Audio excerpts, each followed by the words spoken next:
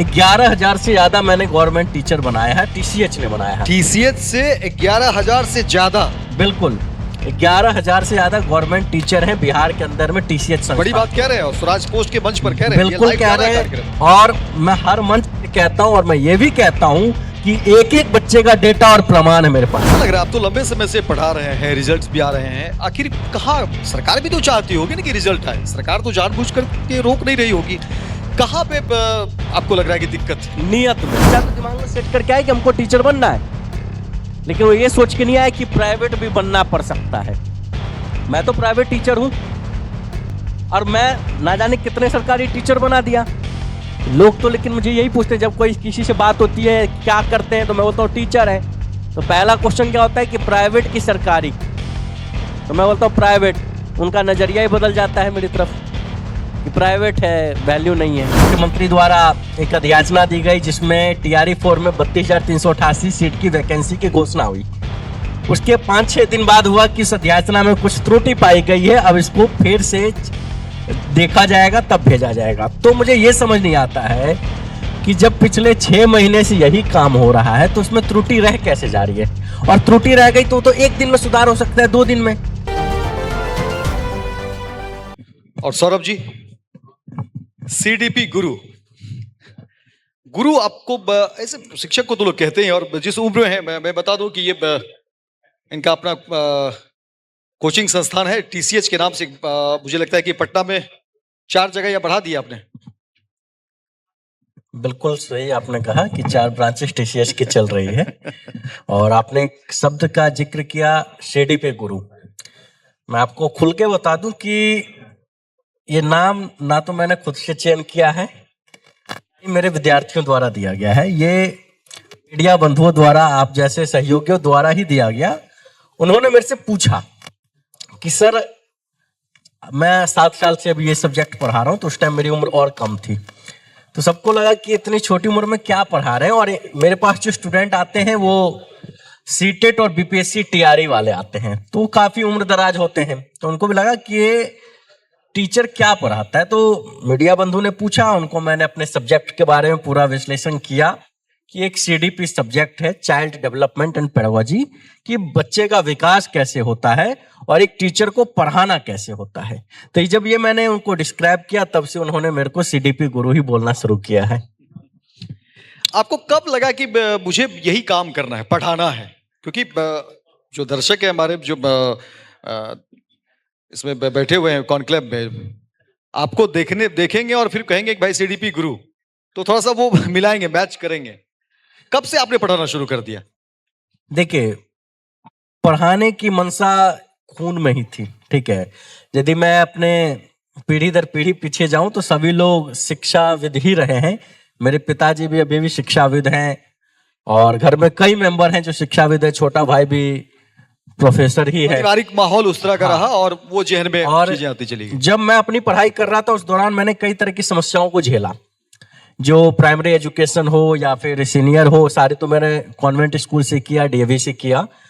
उस सब के बाद जब मैं गवर्नमेंट जॉब की तैयारी करना चाहा, यूपीएससी बीपीएससी की तैयारी करने के लिए निकला, तो मैंने कई सारे लूप हॉल देखे, जिस वजह से मुझे लगा कि बच्चे क्यों नहीं सिलेक्ट हो रहे हैं, वास्तव रीजन क्या है उनके सिलेक्ट ना होने का। तो उन्हीं कमियों को दूर करने के लिए टीसीएच का स्थापना हुआ था। और निश्चित ही जब से मैंने टीसीएच की स्थापना की, आज तक 11,000 से ज्यादा मैंने गवर्नमेंट टीचर बनाया है, टीसीएच ने बनाया है। टीसीएच से 11,000 से ज्यादा? बिल्कुल, 11,000 से ज्यादा गवर्नमेंट टीचर हैं बिहार के अंदर में टीसीएच संस्था। बड़ी बात कह रहे हैं और स्वराज पोस्ट के मंच पर कह रहे हैं। बिल्कुल कह रहे हैं, और मैं हर मंच पे कहता हूं, और मैं ये भी कहता हूं कि एक एक बच्चे का डेटा और प्रमाण है मेरे पास। हवाई वाली कोई बात नहीं होगी, जो है प्रमाण। मैं 11 लाख भी बोल सकता था, 1 लाख भी बोल सकता, लेकिन नहीं, 11,000 से अधिक बच्चों का है डेटा है हमारे पास, जो हमारे संस्थान में फुल टाइम कोर्स किए। ये भी नहीं कि टेस्ट सीरीज जुड़ गए, नोट्स ले लिए, या हमसे मिलने आए, फोटो खिंचवाने आए, वो वाले नहीं। जो रेगुलर 6 महीने 4 महीने पढ़े हैं, वैसे बच्चे हैं जिन्होंने 11,000 से ज्यादा रिजल्ट दिया हुआ है। यही पहचान है टीसीएच की। इसी पे हम लोग काम कर रहे थे, यही मेरा मकसद था, यही मेरा सपना था कि कैसे एक क्वालिटी एजुकेशन देके अच्छे टीचरों को बिहार के गवर्नमेंट स्कूल में भेजें, ताकि आने वाली भविष्य, आने वाली पीढ़ी एक अच्छी पीढ़ी का निर्माण कर सके, एक अच्छे देश का, एक अच्छे राष्ट्र का निर्माण कर सके। यही मकसद था, उसमें अब हम धीरे धीरे सफल होते हुए नजर भी आ रहे हैं। शिक्षा मंत्री जी आ रहे हैं, सवाल करिएगा उनसे। कई सारे जो अभ्यर्थी हैं, मैं तो सुबह से इंतजार कर रहा हूं माननीय शिक्षा मंत्री जी का, हालांकि अभी तो वो आए नहीं हैं। जब भी आएंगे मेरे जहन में बहुत से प्रश्न हैं उनके लिए। अभी हाल में बिहार के माननीय मुख्यमंत्री द्वारा एक अधियाचना दी गई, जिसमें टीआरई 4 में 32,388 सीट की वैकेंसी की घोषणा हुई। उसके 5-6 दिन बाद हुआ कि इस अधियाचना में कुछ त्रुटि पाई गई है, अब इसको फिर से देखा जाएगा, तब भेजा जाएगा। तो मुझे यह समझ नहीं आता है कि जब पिछले 6 महीने से यही काम हो रहा है, तो उसमें त्रुटि रह कैसे जा रही है? और त्रुटि रह गई तो 1 दिन में सुधार हो सकता है, 2 दिन में। अब इसको खींच के ले जा रही है अगस्त लास्ट में। किसी भी चीज का एक लिमिट होता है। ये जो युवा, जो छात्र इसकी तैयारी कर रहे हैं, पिछले 2.5 साल से आश्वासन पे जिंदा है, उनकी उम्र बीत रही है। ऐसी कोई परिस्थिति बने कि वो सभी छात्र आंदोलन के लिए फिर तैयार हो जाएं। मैं अपने छात्रों को संस्थान में हमेशा समझाता हूं कि आंदोलन से कोई हल नहीं निकलेगा। भी हमारी चीजें जो है, हमारी मांग जो है, शिक्षा मंत्री से, माननीय मुख्यमंत्री से, सभी के पास हमारी बातें चली जाती है, और हम चाहते हैं कि जो भी चीजें घोषणा कर रहे हैं उसको समय पर पूरा किया जाए। रिजल्ट का नहीं आना, इस तरह से रुक जाना कैसे फेस करते हैं? क्योंकि बड़े पैमाने पे छात्र, ऐसे भी आपका जब 4 ब्रांच है तो बड़े पैमाने पे छात्र होंगे जो अभ्यर्थी है। बिल्कुल बिल्कुल।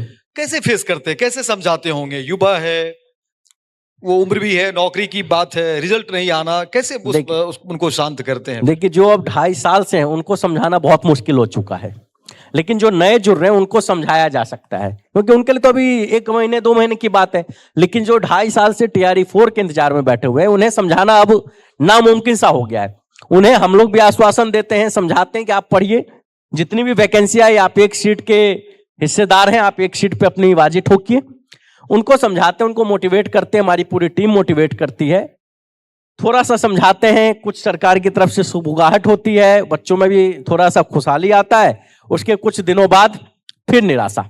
उम्मीद थी, शिक्षा मंत्री जी बोले थे कि जुलाई में हर साल वैकेंसी आएगी, फिलहाल अगस्त चल रहा है, अभी तक कोई खोज खबर नहीं है। तो मैं तो इंतजार कर रहा था शिक्षा मंत्री साहब का कि आएंगे तो पूछेंगे, भैया आपके भी बात का वही हवा ही है। क्योंकि शिक्षा मंत्री की एक जवाबदेही है बच्चों के प्रति, और यदि उस जवाबदेही को नहीं निभाना चाहते तो फिर वो सही चीज नहीं है। मैं देखता हूं अधिकांशतः उनसे कोई भी मीडिया कर्मी या कोई छात्र बीच में उनसे पूछ लेता है कि टीआरई 4 पे क्या कहना है, वो बौखला जा रहे हैं। आप रिप्रेजेंट कर रहे हैं उस मंत्रालय को, उस विभाग को, उस सारे युवा छात्रों को, और आपके अंदर बौखलाहट आ जाता है इस नाम पे। आपके अंदर किस चीज की बौखलाहट है भाई? आप मंत्री हैं, आपके अंदर तो एक गंभीरता होनी चाहिए, उस बात का सजगता से, पारदर्शिता से जवाब देना चाहिए। लेकिन वो जवाब से पीछे हटते हैं कि जब हम घोषणा करेंगे तो आप देख लीजिएगा। ये बोल रहे पीटी मेंस लेंगे कि नहीं लेंगे, इस पर अभी तक क्लियर नहीं है। क्या लग रहा है, आप तो लंबे समय से पढ़ा रहे हैं, रिजल्ट्स भी आ रहे हैं, आखिर कहाँ सरकार भी तो चाहती होगी ना कि रिजल्ट आए? सरकार तो जानबूझ करके रोक नहीं रही होगी। कहाँ पे आपको लग रहा है कि दिक्कत है? नियत में, नियत में खोट है अभी। नहीं तो 2.5 साल से बच्चा उम्मीद में बैठा है, टीआरई 1 2 3 बहुत जल्दी हो गया। ऐसा कौन सा ग्रहण लगा जो टीआरई 4 नहीं हो रहा है? पहले 1,20,000 सीट था, फिर वो घट के 1 लाख पे आया, फिर वो 75,000 पे आया, 46,000 पे आया, वो 20,000 पे आया, फिर अधियाचना में 32,000 आया। अब उसमें संशोधन होगा। आप लोग मिलते नहीं है कि भाई इस तरह से आप काम करिए, आप अपना प्रपोजल दीजिए, बताइए कि कहां पे दिक्कत वही है? तो वही सभी छात्रों का, सभी कोचिंग संचालकों का, सभी शिक्षकों का मांग है कि आपको क्या करना है, आप क्लियरली बता दीजिए। आपको पीटी लेना है, मेंस लेना है, दोनों लेना है, बच्चे तैयारी करेंगे। कंफ्यूजन नहीं होना चाहिए ना, छात्रों के बीच कंफ्यूजन नहीं होना चाहिए। आपको बता दूं, अभी तक बच्चों को ये नहीं मालूम कि यदि पीटी होगा तो पीटी में पढ़ना क्या है, और 2 महीने में बोलेंगे एग्जाम ले लेंगे। कौन सा बच्चा तैयारी कर लेगा पीटी का? वो तो सिंगल वाला एग्जाम की तैयारी में है। तो ये सारी चीजें जब तक क्लियर नहीं करेंगे तब तक बच्चे के अंदर एक शांति का भाव नहीं आएगा। बच्चे उग्र रूप में है, उनको समझाना कठिन हो गया है। डिस्कस की, इस तरह की बात रखी क्या सरकार के सामने? एक बार शिक्षा मंत्री जी से मुलाकात हुई, कार्यक्रम के दौरान वहां भी रखे, तो बोले कि बहुत जल्द सब कुछ क्लियर होगा, लेकिन पीटी मेंस होने की संभावना पूरी है क्योंकि बीपीएससी का डिसीजन है। हमने बोला ठीक है, बीपीएससी का डिसीजन है, आप खुल के बता दीजिए कि पीटी होगा और उसके इतने दिनों बाद मेंस होगा, बच्चा तैयारी में जुटेगा। आपको बोल दूं कि कल आपका एग्जाम है, आप तैयारी कर लेंगे? यदि आपको सिलेबस ही नहीं मालूम है तो नहीं कर पाएंगे। तो उतने बच्चों का क्या होगा? 15 लाख के आसपास अभ्यर्थी हैं टीआरई 4 में जिनको एग्जाम में बैठना है। कितने वो अपने आप को ढाढ़स बांध के बैठे हुए मैं जान रहा हूं। मैं डेली बच्चों को फेस कर रहा हूं। क्लास करने आते हैं बच्चे, डायरेक्ट सवाल करते हैं, सर वैकेंसी आ ही नहीं रहा है, क्या पढ़े, मन नहीं लग रहा है। कितना उसको मोटिवेट करेगा? यहीं पे मेरा सवाल होगा। इससे पहले भी एक शिक्षक थे, मैंने पूछा भी था, ठीक है, जो शिक्षक नहीं बन पाए या जो बनना चाह रहे थे वो नहीं बन पाए, उसके लिए क्या विकल्प है? विकल्प बहुत सारे हैं। मैं तो हमेशा सभी छात्रों को कहता हूं कि बेटा जब कोचिंग में पढ़ने आते हो ना, उतनी तो वैकेंसी भी या नहीं होती कहीं है, भी पढ़ने आते हो, नहीं होती है ना उतनी, तो वैकेंसी तो लिमिटेड ही आएंगी और नंबर ऑफ कैंडिडेट बहुत रहेंगे। तो आप हमेशा तैयारी ऐसी करें कि यदि इसके अलावा कोई और ऑप्शन हो तो वहां पे भी आप अपना बेस्ट प्रूफ करके आए। हम लोग के यहाँ भी हैं, बहुत बच्चे पढ़े, 40,000 से ज्यादा बच्चे हमारे यहाँ पढ़ चुके हैं। मैंने बोला कि 11,000 टीचर बने हैं, लगभग 1-1.5 बच्चे जो एसएससी रेलवे बैंकिंग में हमारे यहाँ से हैं, फिर भी 28,000 बच्चे हैं जो हमारे यहाँ से सेलेक्ट नहीं हो पाए हैं। तो उनका दोषी भी मैं ही हूं। मैं नहीं कहता हूं कि जो रिजल्ट दिए उसका श्रेय मेरे को मिल जाए, जो फेल हो गया उसका श्रेय हम नहीं लेंगे, वो भी मेरा ही दोष है। वही मैं जानना चाह रहा हूं कि आखिर ऐसे लोगों के लिए तो क्या उन बच्चों के लिए भी हम लोगों ने एक अलग से कैंपेनिंग करते हैं, अलग से ट्रेनिंग प्रोग्राम करते हैं कि आपके प्राइवेट स्कूल में, जहां पे कॉन्वेंट स्कूल में क्या ऐसा उनको चाहिए, वो आप उसकी ट्रेनिंग लीजिए, उसका आप वहां इंटरव्यू दीजिए। हमारे यहाँ के कई बच्चे पटना के अच्छे अच्छे कॉन्वेंट स्कूल में अच्छे पद पे टीचर बन गए जो गवर्नमेंट में नहीं बन पाए। क्यों? क्योंकि उनको वहां ऑप्शन नहीं मिला। उसके पीछे बहुत सारे रीजन होते हैं, कहीं पे कम मार्क्स पे सिलेक्शन होना, किसी को अपना पसंद का डिस्ट्रिक्ट नहीं मिलना जॉब करने के लिए, तो ये सारे रीजन है। तो उसमें वहां पे बच्चों को तैयारी करानी पड़ती है। बच्चा नहीं करना चाहेगा, बच्चा तो दिमाग में सेट करके आए कि हमको टीचर बनना है, लेकिन वो ये सोच के नहीं आया कि प्राइवेट भी बनना पड़ सकता है।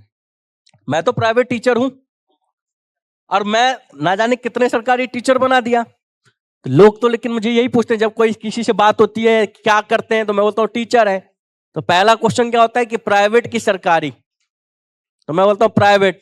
उनका नजरिया ही बदल जाता है मेरी तरफ कि प्राइवेट है, वैल्यू नहीं है। तो ये चीजों को फेस करना पड़ रहा है।